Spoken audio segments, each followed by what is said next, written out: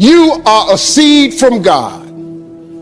Don't you allow your environment to dictate the oak tree that you become. Get away from these people that's in your life that ain't doing nothing. Get away from people in your life that's hating. Get away from your family members that ain't ever followed their dream. Get away from them. Get away from them. You run around with losers, you will end up a loser. If you're around cynical, negative people all the time, you will become cynical and negative. Many of us are living out the lives of other people, living out their conclusions, living out of their consciousness. Stop comparing yourself to other people. You're only on this planet to be you, not someone else's imitation of you. Your life journey is about learning to become more of who you are and fulfilling the highest, truest expression of yourself. That's why you're here. Every one of us has seeds of greatness on the inside.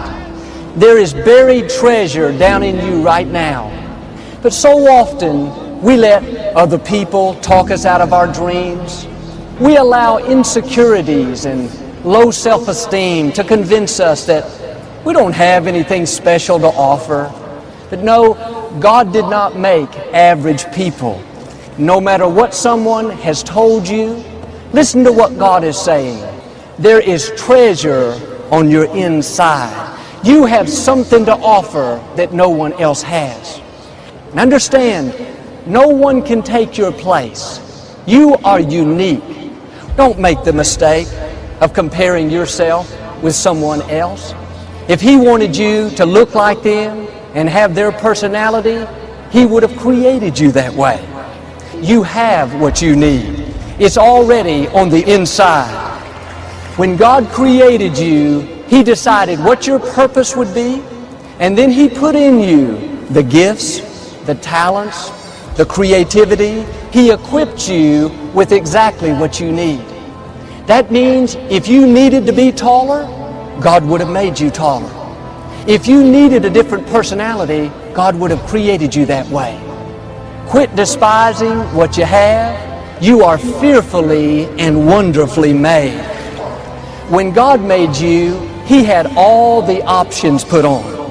You are not a wannabe. You are fully loaded and totally equipped. I realize I may not have what someone else has, but I'm not the least bit worried. I know I have what I need to fulfill my purpose. When we try to be something that we're not, that's when life gets frustrating. It's easy to be me. I don't have to manipulate things. I can just relax and be myself. I can be a better me than anybody else in the whole world. Nobody can beat you at being you. Quit worrying about what you don't have and just be the best you that you can possibly be. Don't you dare go around thinking, oh, I don't have what it takes. No, you go around saying, I'm anointed. I am creative. I am a fully loaded person. I heard about this young lady. She went to the theater and heard a girl singing so beautifully. If I could just sing like that, then I'd be successful. She went to the movies and saw an actress. She thought to herself, if I could just act like that, then I'd be successful. But one day, someone told her, instead of looking at others, complaining about what she didn't have, she looked inside and discovered what she did have. She was constantly making people laugh. She had this gift for humor. And today, Phyllis Diller has become extremely successful. She doesn't have the beautiful looks like the movie actress she saw. She doesn't have the incredible voice like the young lady she heard that was singing. But when God created you, He didn't make any mistakes. And instead of looking at others, why don't you look inside and you'll discover what you do have. Don't let your potential lie dormant. Share your gift with the world. You may have had some great victories in your past, but that is nothing compared to what God has in your future. And I'm declaring the treasure that's been buried is going to come out. I'm calling forth the dreams, the talents, the ideas, the inventions. I'm calling forth that untapped potential. You're going to have a confidence to do things that you wouldn't do before. Don't shrink back. The Creator of the universe has not only equipped and empowered you, but He's breathing in your direction. God is saying to you what He said to Joshua, be strong and of good courage, for the Lord your God is with you. You can overcome every obstacle. You can prosper in spite of the economy. You can recover from a fall. You are a can-do person, fully loaded, totally equipped. I've learned when I make a move, God will make a move. When I get out of my comfort zone and stretch my faith, then God will release more of His favor. When I believe that I can rise higher, that's when God shows up and shows out in unusual ways. If you will do the ordinary, God will do the extraordinary. But God will not do for you what you can do for yourself. Do you get to work on time each day? Are you giving it your best? Do you have a good attitude? Maybe you're single. You have a desire to get married. You cannot sit at home every night praying that Ms. America is going to come knocking on your door. You need to get out and meet some new friends, dress good. You have a lot to offer. When somebody gets you, they're getting a prize. You are extremely valuable. You've got to see yourself the right way. You make a move, and God will make a move. Some of you tonight, you're stuck in your comfort zone. If you're not uncomfortable every once in a while, then you're not really using your faith. Faith is all about stretching. I would rather try and fail than have to come to the end of my life and wonder what would have happened if I'd have taken that risk. In our mind, we cannot go around with low self-esteem thinking that we don't have what it takes. Think like you're totally equipped. We can't have the attitude that my business will probably never make it in this economy. Joel, I got laid off. I don't think I'll ever get another job. No, you are a fully loaded person. That means when one door closes, God's going to open up another door. You need to pack up and move over into faith. I heard a story about a 5-year-old boy. He loved the piano. He was often told that he was too young to play the piano. But in spite of those comments, he continued to practice and practice. The only song he knew how to play was Chopsticks. But he played it again and again. One day his father surprised him. He got tickets for them to go to the symphony. The little boy saw the beautiful grand piano behind the curtain. He snuck over and sat down on the piano bench and began to play his elementary version of Chopsticks. Everyone was thinking they were going to see this world-famous master pianist. Instead, they saw a little boy playing Chopsticks. He didn't know anybody was watching. When he realized what was happening, he was petrified. He felt two big arms reaching around him. It was the master pianist. He whispered in the little boy's ear, "Keep playing." This world-renowned pianist began to play a Beethoven symphony piece that was scored in the same cadence and the same key. The boy's father sat there with tears coming down his cheeks. He never dreamed that simple tune that he heard in his living room each day, it would become a full, beautifully orchestrated Beethoven symphony. What was the difference? The master stepped in. You may not feel like you have the talent, the know-how. The good news is, God does. When you use what you have, the master will step in. Like that little boy, you'll be amazed. You'll think, I know what I'm capable of. How did I end up like this? Here's how.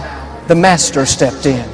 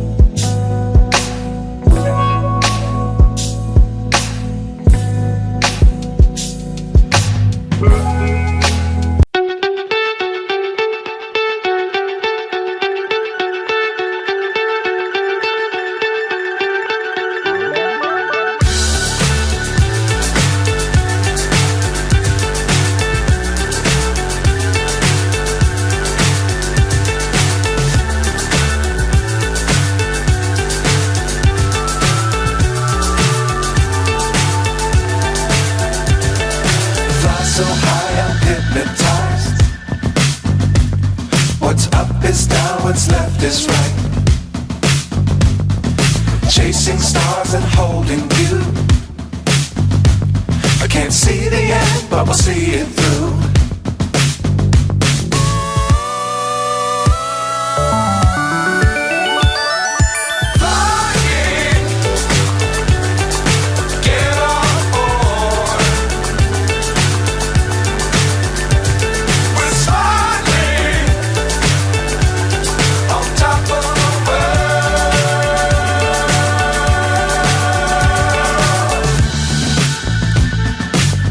Times don't fly too high.